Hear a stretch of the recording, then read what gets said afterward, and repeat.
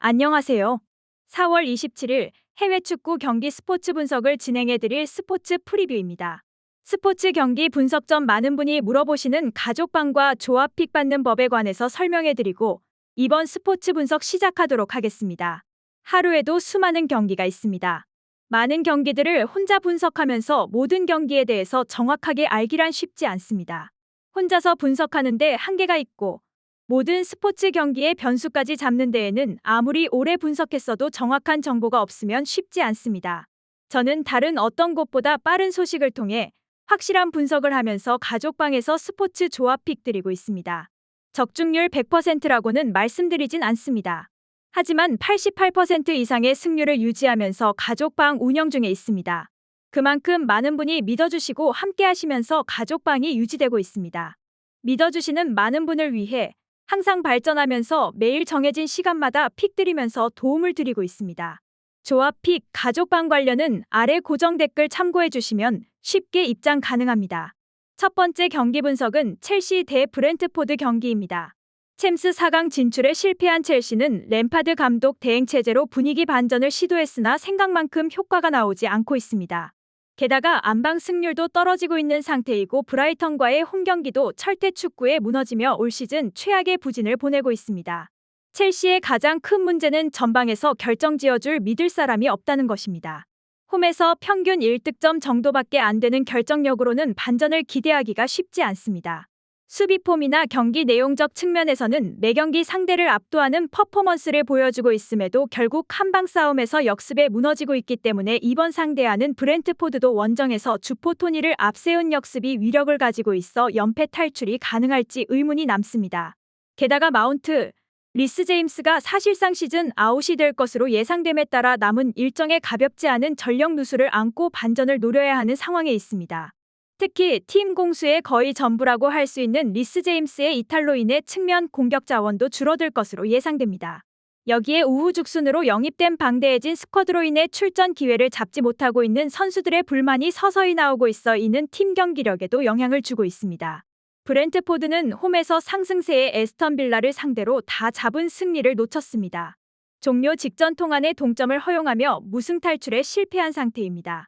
3연패 사슬은 끊었으나 리그 6경기 연속 무승의 부진에서는 빠져나오진 못했습니다. 최근 부진의 가장 큰 원인은 주력 공격 자원의 화력이 줄어들었다는 것입니다.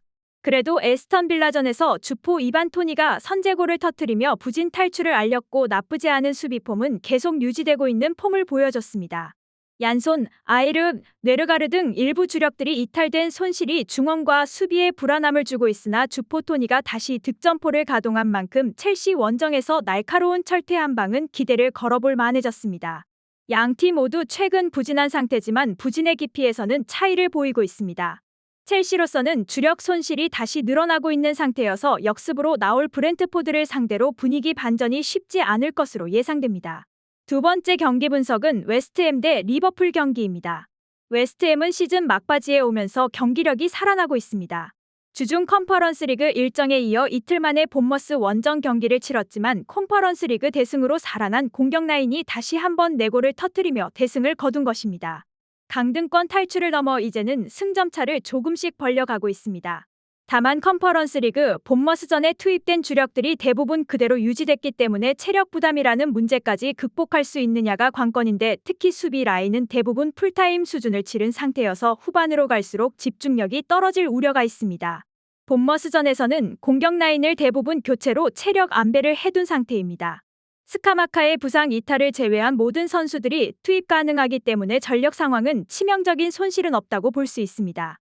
챔피언스 리그건 진입에 고전하고 있는 리버풀은 리즈전 대승을 노팅엄전 승리로 이어가며 막판 스퍼트를 올리고 있습니다. 올 시즌 리버풀 부진의 두 가지 원인 중 하나인 부상 누수는 최근 주력 공격진들의 컴백으로 피르미누를 제외한 모든 선수들이 가능하다는 것입니다. 이는 조타가 빠르게 폼을 회복하는 등 즉시 효과를 발휘하고 있습니다. 지난 노팅엄과의 홈경기에서는 디아스도 부상에서 돌아온 상태입니다. 가용 자원이 늘어난 것은 이번 라운드 긍정 요소입니다. 반면 수비 라인은 반다이크가 장기 부상 이후로 폼이 전성기에서 내려오는 경기력을 보이며 실점이 많아졌고 있는 원정에서 4승을 잡는 데 그쳤기 때문에 수비 불안이 아무래도 이번 라운드 리버풀의 불안 요소로 지적됩니다. 양 팀 모두 공격적에 최근 호조를 보이며 분위기가 좋은 상태입니다. 웨스트햄의 체력 부담이 아무래도 후반으로 갈수록 집중력 결여가 될 여지가 있는 상태여서 리버풀의 분위기가 살아나는 공격 라인에 한 표를 주고 싶은 경기입니다. 수비 불안이 걸림돌이고 저조한 원정 승률이 불안하다면 고배당 보험 공략으로 과감한 웨스트햄 승리 가능성 고려해 볼 필요도 있습니다. 세 번째 경기 분석은 맨시티 대 아스날 경기입니다. 맨시티는 리그 6연승 그리고 9경기 연속 무패로 막판 가파른 상승세를 타고 있습니다.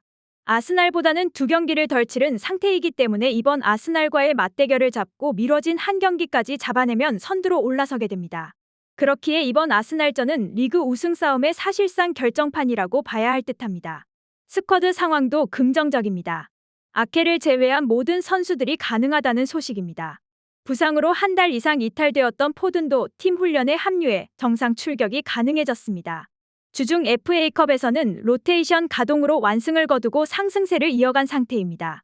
휴식을 취한 에이스 데브라이너를 비롯해 로드리, 디아스, 에데르송 등 주력들이 대거 컴백할 것으로 예상됩니다. 아스날은 사우스햄튼과 접전 끝에 3대3 무승부에 그쳤습니다. 아스날로서는 지난 2경기인 하위권 팀들과의 매치업 웨스트햄, 사우스햄튼을 연속으로 무승부에 그친 결과가 이번 맨시티전에 큰 압박을 주게 될 것으로 보입니다. 최근 다실점이 급격히 증가하고 있는데 리버풀 원정에서도 2대2 무승부로 선방하긴 했으나 경기 내용적 측면에서는 리버풀의 결정력 문제가 아니었다면 참패할 뻔했습니다.